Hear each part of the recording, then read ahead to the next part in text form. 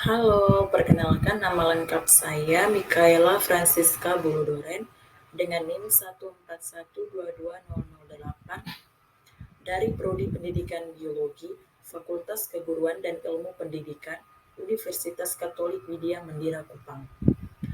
Di video kali ini saya akan membahas dengan tema makhluk hidup dan lingkungannya dengan pokok bahasan adalah piramida makanan. Poin-poin yang akan saya bahas adalah yang pertama, pengertian piramida makanan, dan yang kedua adalah macam-macam piramida makanan. Yang pertama adalah pengertian piramida makanan. Nah, piramida makanan itu sendiri merupakan piramida yang membandingkan jumlah komposisi biomasa dan energi antara produsen, konsumen 1, konsumen 2, dan seterusnya di dalam ekosistem. Di dalam rantai makanan, energi yang ada pada makanan akan berpindah dari satu makhluk hidup ke makhluk hidup yang lainnya dengan jumlah energi yang berpindah hanya sebagian kecil. Sedangkan dalam piramida semakin ke puncak, maka komposisi biomasa dan energinya akan semakin kecil. Hal ini karena selama proses perpindahan energi terjadi penyusutan jumlah energi pada tingkat trofik. Komposisi biomasa yang paling besar yaitu pada produsen yang menempati dasar piramida makanan tersebut. Nah, poin yang kedua adalah macam-macam piramida makanan. Yang pertama adalah piramida jumlah.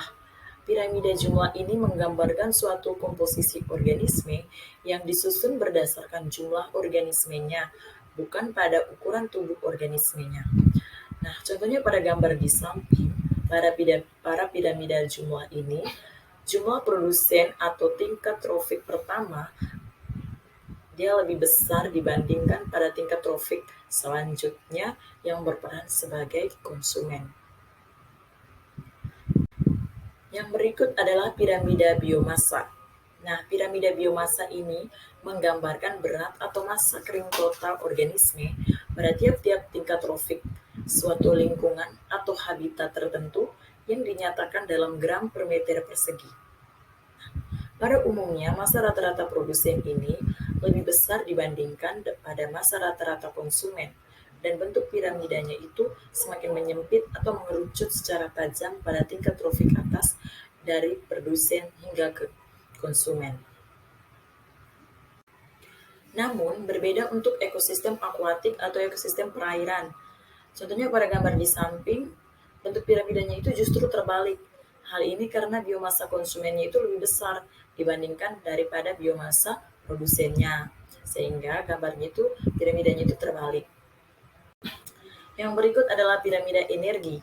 Piramida energi ini menggambarkan aliran energi yang diterima pada tiap tingkat trofik itu akan mengalami penurunan pada tiap tingkat trofik selanjutnya.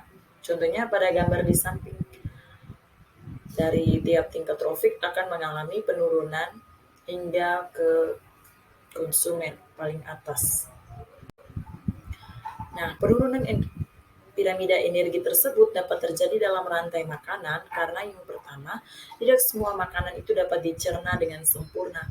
Jadi hanya sebagian makanan tertentu saja yang dimakan oleh tingkat trofik selanjutnya, dan sisanya itu terbuang sebagai sampah ataupun kotoran. Yang kedua, energi yang diperoleh dari makanan tersebut digunakan oleh organisme untuk beraktivitas, dan sisanya itu terbuang sebagai panas ke alam. Dari ketiga piramida makanan tersebut, piramida energi dikatakan sebagai model piramida terbaik, karena yang pertama tidak dipengaruhi oleh ukuran organisme maupun kecepatan metabolisme, dan yang kedua dapat menunjukkan efisiensi ekologi ataupun produktivitas ekosistem, dan yang ketiga dapat memberikan gambaran terkait dengan sifat fungsional suatu ekosistem. Sekian pembahasan dari video saya hari ini. Terima kasih.